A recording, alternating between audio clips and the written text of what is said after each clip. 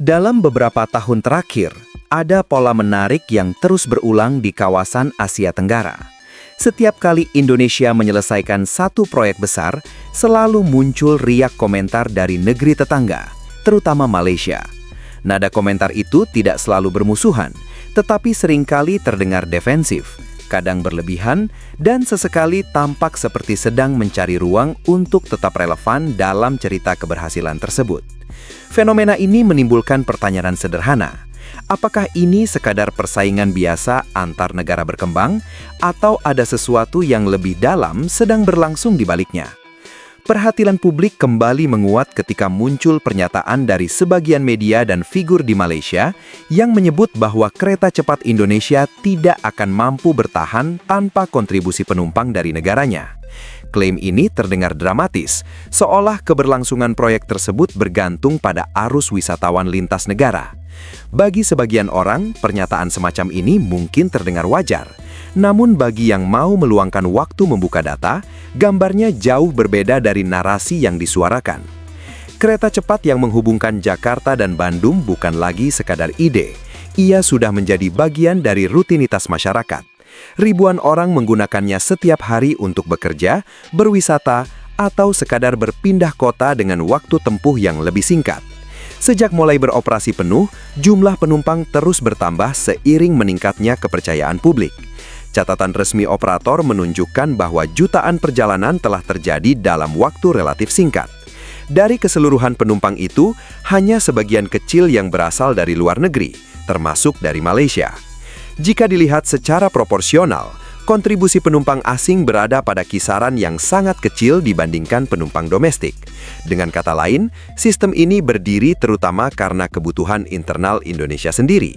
Ia digerakkan oleh mobilitas pekerja, wisatawan lokal, dan aktivitas ekonomi harian, bukan oleh arus lintas negara. Dalam konteks transportasi massal, hal ini bukan hal yang aneh. Hampir semua jaringan kereta cepat di dunia bertumpu pada pengguna domestik. Menggambarkan sistem semacam ini seolah-olah diselamatkan oleh pihak luar, justru mengaburkan logika dasar bagaimana transportasi publik bekerja. Narasi yang berkembang di Malaysia sebagian besar lahir dari sudut pandang sempit terhadap satu potongan data, yaitu jumlah penumpang asing. Ketika hanya segmen ini yang diangkat, kesannya memang terlihat signifikan. Namun ketika dimasukkan ke dalam keseluruhan konteks, porsinya menjadi sangat kecil. Ini bukan soal salah atau benar secara statistik, melainkan soal bagaimana angka diposisikan untuk membentuk kesan tertentu. Dengan cara seperti ini, peran pengguna utama, yaitu warga Indonesia, menjadi tidak terlihat sementara pihak luar ditempatkan sebagai faktor penentu. Fenomena ini tidak bisa dilepaskan dari faktor psikologis dan historis. Selama beberapa dekade, Malaysia dikenal sebagai salah satu negara dengan infrastruktur yang relatif mapan di kawasan. Bandara, jalan raya, dan layanan publiknya sering dijadikan contoh bagi negara lain.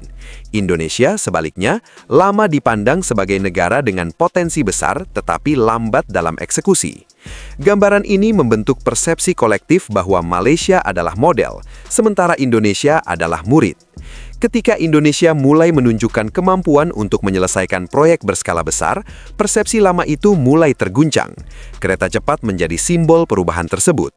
Ia bukan hanya sarana transportasi, melainkan penanda bahwa Indonesia mulai mampu mengeksekusi proyek kompleks dengan skala dan risiko tinggi. Dalam situasi seperti ini, respons dari negara yang sebelumnya merasa lebih unggul secara tidak sadar bisa berubah menjadi sikap defensif. Bukan karena proyek itu merugikan mereka secara langsung, tetapi karena menggeser posisi simbolik dalam kawasan. Jika ditarik lebih jauh, pertanyaannya bukan lagi siapa yang membantu siapa, melainkan mengapa Malaysia justru terlihat sangat tertarik pada keberhasilan proyek Indonesia. Jawabannya bisa ditemukan pada kondisi domestik mereka sendiri. Proyek kereta cepat yang pernah direncanakan di Malaysia tidak berjalan sesuai harapan. Beberapa inisiatif besar mengalami penundaan atau pembatalan karena faktor politik dan pembiayaan. Dalam situasi seperti itu, keberhasilan negara tetangga menjadi cermin yang tidak selalu nyaman untuk dilihat. Kereta cepat di Indonesia kemudian berubah fungsi secara simbolik. Ia bukan sekadar infrastruktur, tetapi representasi dari keberanian mengambil keputusan dan menanggung konsekuensinya. Indonesia memilih melangkah lebih dulu, menerima kritik, dan menghadapi resiko. Ketika hasilnya mulai terlihat, narasi pun berubah. Dari skeptisisme menjadi ketertarikan, dari ketertarikan menjadi upaya mengaitkan diri dengan keberhasilan tersebut. Pola yang sama terlihat dalam proyek yang lebih besar lagi, yaitu pemindahan ibu kota. Ketika gagasan ini pertama kali diumumkan, banyak pihak meragukannya. Ia dianggap terlalu ambisius, terlalu mahal, dan terlalu sulit diwujudkan. Namun seiring waktu, pembangunan fisik mulai terlihat, dan kawasan baru itu perlahan berubah dari konsep menjadi kenyataan. Dampaknya tidak hanya dirasakan di dalam negeri, tetapi juga oleh negara-negara di sekitarnya, khususnya Malaysia bagian timur. Dengan adanya pusat pemerintahan baru di Kalimantan, orientasi geografis Indonesia bergeser. Wilayah yang sebelumnya berada di pinggiran, kini berada lebih dekat dengan pusat kekuasaan. Bagi Sarawak, ini berarti perubahan besar dalam pola interaksi regional. Tidak mengherankan jika pejabat dari wilayah tersebut mulai menunjukkan minat untuk membangun konektivitas langsung, baik melalui udara maupun jalur darat. Langkah ini mencerminkan kesadaran bahwa pusat gravitasi ekonomi dan politik di Pulau Borneo sedang berubah. Reaksi ini menunjukkan bahwa Malaysia tidak lagi memandang proyek Indonesia sebagai sesuatu yang bisa diabaikan. Sebaliknya, ia mulai menyesuaikan diri dengan realitas baru. Namun bersamaan dengan itu, muncul pula wacana-wacana besar yang sulit diwujudkan dalam waktu dekat, seperti proyek jembatan lintas selat yang memerlukan biaya luar biasa besar. Wacana semacam ini mencerminkan ketegangan antara keinginan untuk tampil sejajar dan keterbatasan sumber daya yang ada. Disinilah terlihat perbedaan pendekatan yang semakin jelas. Indonesia dalam beberapa tahun terakhir cenderung bergerak berdasarkan perhitungan kebutuhan dan permintaan aktual, meskipun tetap mengambil resiko besar. Malaysia di sisi lain tampak lebih berhati-hati, tetapi juga lebih sering terjebak dalam perdebatan internal yang berkepanjangan. Akibatnya, ritme pembangunan kedua negara mulai berbeda. Perbedaan ritme ini kemudian tercermin dalam narasi publik. Indonesia berbicara melalui proyek yang berjalan, Malaysia lebih sering berbicara melalui wacana dan komentar. Ketika hasil fisik mulai tampak, wacana yang tidak diikuti oleh realisasi menjadi terasa hampa. Dalam kondisi seperti itu, klaim-klaim simbolik menjadi alat untuk menjaga rasa percaya diri nasional. Namun data memiliki sifat yang tidak bisa ditawar. Ia tidak mengenal perasaan dan tidak peduli pada kebanggaan. Ia hanya menunjukkan proporsi dan kecenderungan. Dan dari data yang ada, terlihat bahwa keberhasilan infrastruktur Indonesia terutama digerakkan oleh faktor internal, bukan oleh dukungan eksternal. Negara lain boleh ikut menikmati hasilnya, tetapi bukan mereka yang menopang sistem tersebut. Kedepan, hubungan Indonesia dan Malaysia kemungkinan besar akan memasuki fase baru. Bukan lagi hubungan di mana satu menjadi panutan dan yang lain mengikuti, melainkan hubungan dua negara yang sama-sama berusaha mempertahankan posisi di tengah perubahan kawasan. Malaysia akan semakin membutuhkan konektivitas dengan pusat pertumbuhan baru di Indonesia, sementara Indonesia akan semakin percaya diri menentukan arah kebijakannya sendiri. Dalam jangka panjang, dinamika ini bisa membawa dua kemungkinan.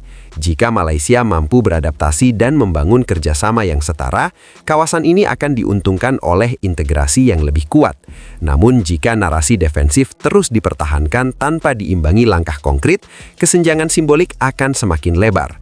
Pada akhirnya, persoalan ini bukan tentang siapa yang lebih unggul, tetapi tentang siapa yang bergerak lebih cepat membaca perubahan. Infrastruktur hanyalah alat, yang menentukan adalah keberanian mengambil keputusan dan konsistensi menjalankannya. Indonesia melalui proyek-proyek besarnya sedang menunjukkan bahwa ia memilih untuk bertaruh pada masa depan.